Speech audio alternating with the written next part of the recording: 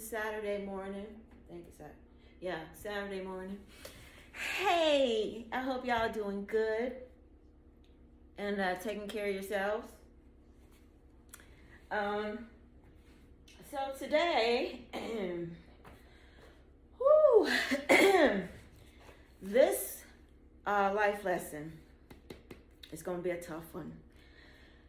I'm going to try to get through it the best way I can, because this one hits home, really home for me. So what I want to talk about is having a support system when you are in a relationship with a narcissist.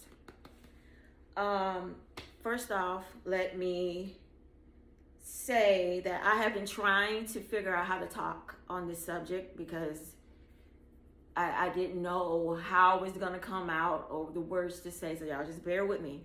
But it just so happened yesterday, when I was scrolling through TikTok, a video came on talking about this very exact same thing. And so I'm going to give credit to, I think it's Rose Official. I'm going to tag them in this video because I want to say thank you for putting that out. And I'm going to piggyback off of what you were talking about. When you are in a relationship with a narcissist and you do not have a support system. This is a narcissist. It's like winning the lottery for a narcissist. For my situation, I'm just going to put this on out here. As I said before in my other videos, I talk about when I was homeless, and I was homeless twice. And I was with a narcissist both times. Both kinds of narcissists, the covert and the other one. Okay, so here's the thing about narcissists. They love perception. They love control. So in my situation, I didn't have a support system both times when I became homeless. And this last time, the reason why I moved in, and because I'm telling you guys this because I had my own. I'm very independent. I had my own things. I had my own place. I've always had my own. But I just allow myself to get caught up in these very bad situations. And I have definitely learned my lesson. But anyway, I digress. So, in my situation, I had started having seizures when I was living alone. And I'm dating someone, and he needs my help. And actually, I need help too, because now I have this issue, and it's not good for me to be alone by myself if I have some more of these issues.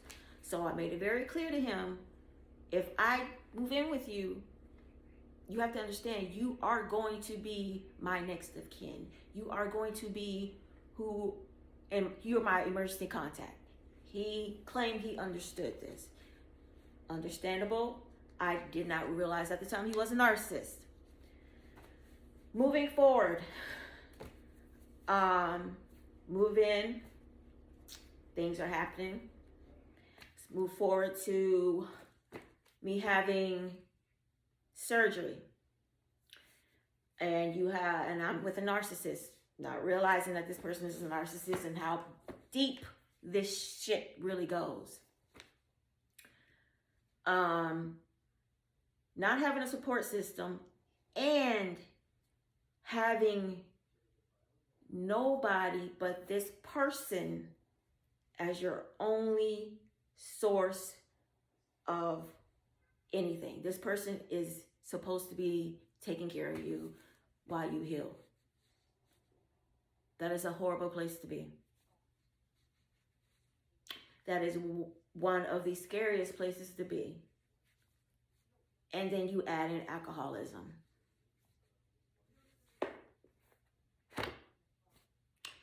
Now, moving forward, When you don't have a support system, the narcissist looks like they take this as a win for all. The narcissist knows nobody is coming to save you.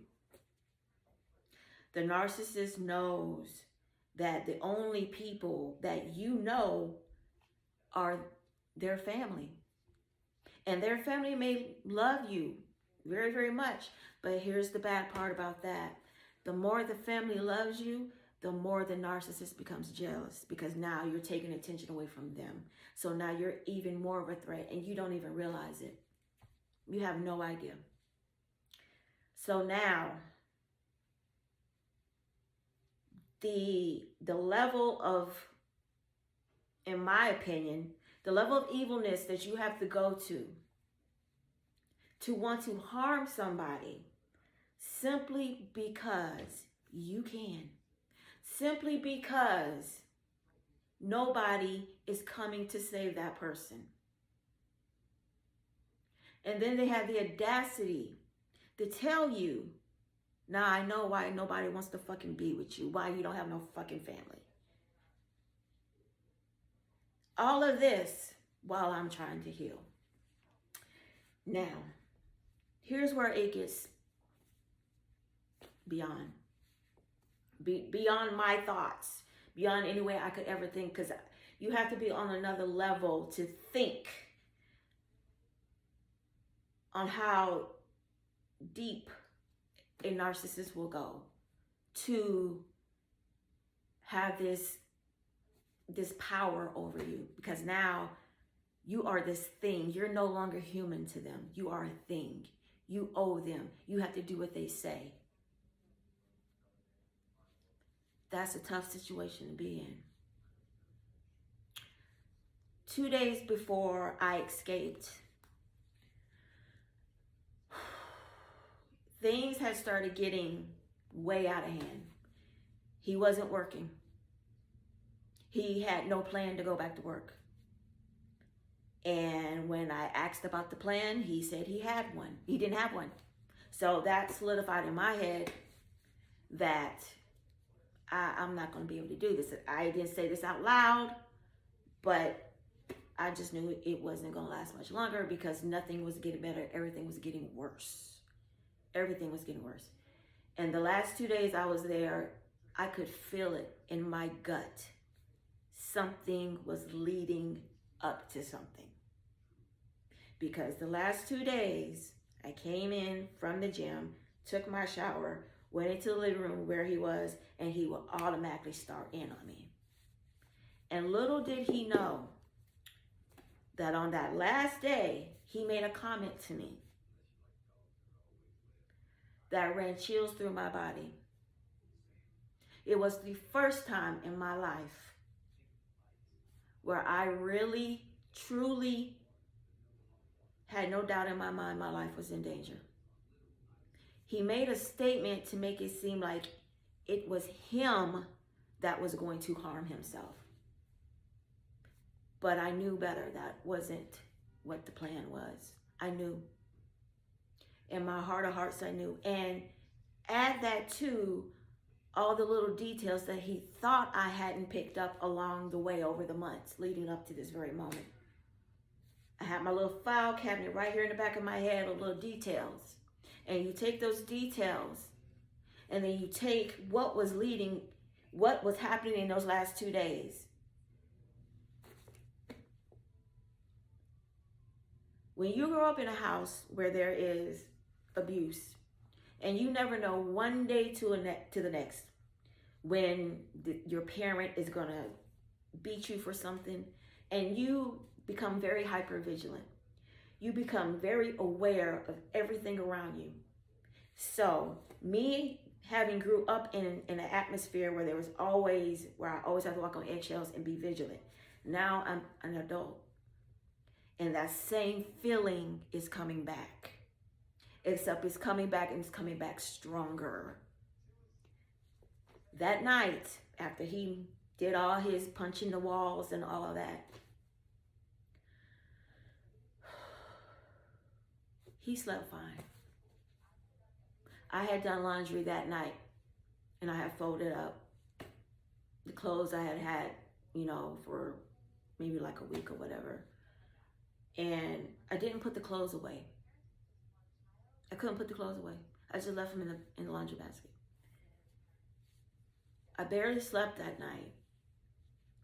And the next morning, because he slept in the living room, and I got up, it was before 7 o'clock, I believe. I got up, I put some clothes on, I took that laundry basket with the clothes in it, and I threw some more clothes on top, and I took my backpack with my medication, my laptop, and my iPad, and I got the fuck out of there. I didn't know where I was going. I didn't know what the fuck I was gonna do, but something was going to happen. I am totally 1000% convinced he had a plan for me, and he would have got away with it because I had nobody coming to look for me.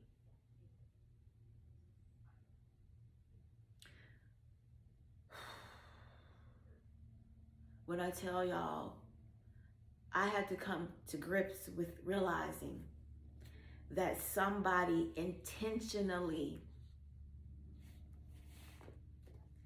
didn't think anything about me, didn't think I was worthy enough for anyone to even give a damn about me.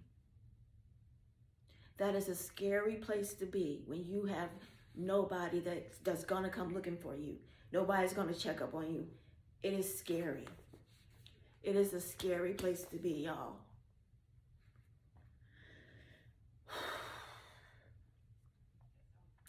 So, I say to those out there that are in situations where you are sick and you gotta depend on somebody that's not in your family, not anyone you can trust, make sure you have a way to get out. Because there are really some sick people in the world, and they really, truly don't give a fuck about your life. And then what's so fucked up about it is you leave, and then they try to fucking take what little bit of life you have left, and they try to take that, trying to lie, or better yet, trying to say, she's crazy, and we're scared for her life.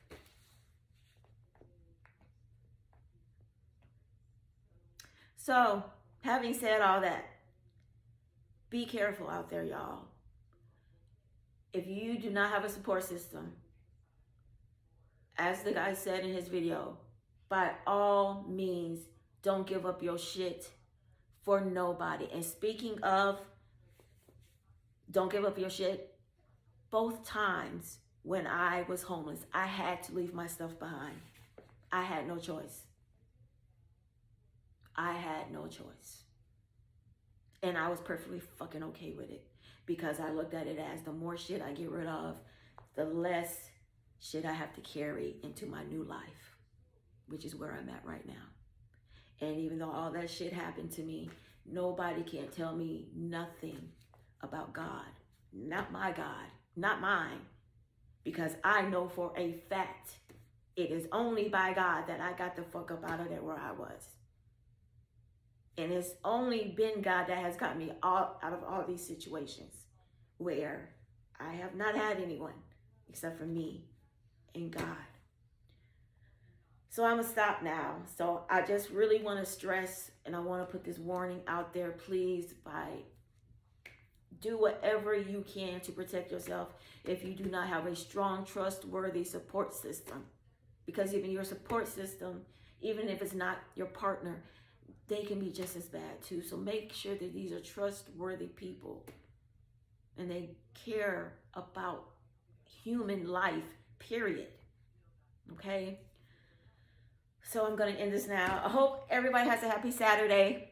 Okay, hopefully my next message will be a little more uplifting, but this has been weighing on my heart for quite some time, and I didn't know how I was going to talk about it. But I really want everybody to be safe and just be careful. Peace and love, for real, for real. Bye.